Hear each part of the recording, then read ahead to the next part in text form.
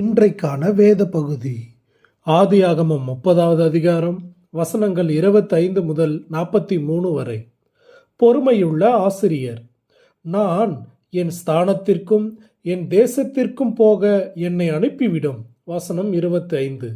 நீங்கள் கேட்டுக்கொண்டிருப்பது நாளுக்கு ஒரு நல்ல பங்கு ஆதியாகமத்திலிருந்து தின தியானங்கள். ரெபெக்காளின் திட்டம் மிகவும் தவறானது. அவள் யாக்கோபை ஏசாவின் கைக்கு தப்பும்படி சிறிது நாட்களுக்கு தன் சகோதரன் வீட்டுக்கு அனுப்பிவிட்டாள்.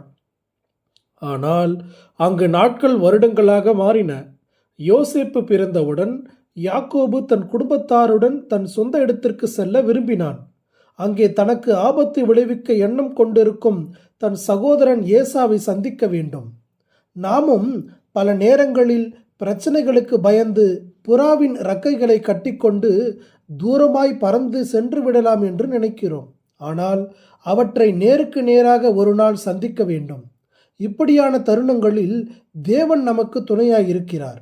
நமக்கு எதிராகவும் விரோதமாகவும் இருக்கிற தீர்ப்பை குலைத்து போடுவதற்கு பெத்லகேமில் பிறந்த உலக இரட்சகராம் கிறிஸ்து நமக்கு இருக்கிறார். தேவன் யாக்கோபுக்கு சில இன்றியமையாத பாடங்களை கற்றுக் கொடுப்பதற்காக லாபானுடன் 14 ஆண்டுகளுக்கு பிறகும் அங்கே இருப்பதற்கு அனுமதித்தார். லாபான் யாக்கோபை நோக்கி, உன் நிமித்தம் கர்த்தர் என்னை ஆசீர்வதித்தார் என்று அறிந்திருக்கிறேன் என்றான். யாக்கோபின் உழைப்பு, பிரயாசம் ஆகியன இருந்தாலும் ஆசீர்வதிக்கவர் கர்த்தர் என்பதை லாபான் அறிந்து கொண்டது மட்டுமின்றி அதை அறிக்கையிடவும் செய்தான். லாபானின் இந்த வாக்கு மூலம் சூழ்ச்சியால் அல்ல, தேவனால் மட்டுமே ஒருவனை ஆசீர்வதிக்க முடியும் என்று யாக்கோபுக்கு உணர்த்துவதாக இருந்தது. இந்த கோட்பாடு நம்முடைய ரட்சிப்புக்கும் பொருந்தும். நாம் செய்யக்கூடிய எந்த கிரியைகளாலும் நாம் ரட்சிப்பை சம்பாதிக்க முடியாது. மாறாக நம்முடைய பாவங்களுக்கான தண்டனையை செலுத்திய இரட்சகரின் மூலமாகவே நாம் அதை பெற்றுக்கொள்கிறோம். யாக்கோபு சதித்திட்டம் தீட்டி லாபானை ஏமாற்றினாலும் தேவன் அவனை தம் பார்வையிலிருந்து அப்புறப்படுத்தவில்லை. அந்த ஏமாற்றுக்காரனிடம் தேவன் நீடிய பொறுமையுடன் நடந்து கொண்டார். யாக்கோபின் தவறுகளை உணர்த்தி அவனை ஒழுங்குபடுத்துவதற்கும் வழி நடத்துவதற்கும் பல ஆண்டுகளை செலவிட்டார். கர்த்தராகிய இயேசுவையும் 12 சீடர்களையும் எண்ணி பார்ப்போம். இந்த சீடர்கள் எத்தனை முறை தவறு செய்தார்கள்?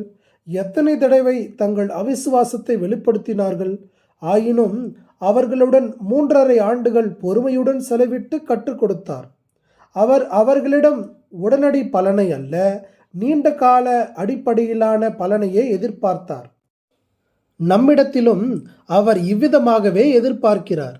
நீ மனிதர்களை பிடிக்கிறவனாய் இருப்பாய் என்று ஆண்டவர் பேதுருவை அழைத்தபோது 3½ ஆண்டுகள் கழித்து அவன் எவ்வித பயனுள்ளவனாய் விளங்குவான் என்றே பார்த்தார். அவர் யாக்கோபிலே அக்கிரமத்தை காண்கிறதில்லை என என்னாகமம் 23:21 வாசிக்கிற வண்ணமாக தேவன் அதை கூறிய போது அவன் பாவம் செய்யவில்லை என்று கூறவில்லை. மாறாக அவனுடைய அக்கிரமத்தை மன்னித்து என்னுடைய மனதிலிருந்து அதை எடுத்து விட்டேன் என்ற பொருளிலேயே மீகா 7:19 கூறினார். அவருடைய கிருபையை அனுபவித்திருக்கிற நாமும் தாவீதுடன் இணைந்து, கர்த்தாவே உமது கிருபை என்றும் உள்ளது என்று சங்கீதம் 138:8 வாசிக்கிற வண்ணமாக பாடுவோம். பிதாவே, ஒரு நல்ல ஆசிரியரான நீர் கற்றுக் கொடுப்பதை பொறுமையுடன் கற்றுக்கொள்ள எங்களுக்கு உதவும். ஆமேன்.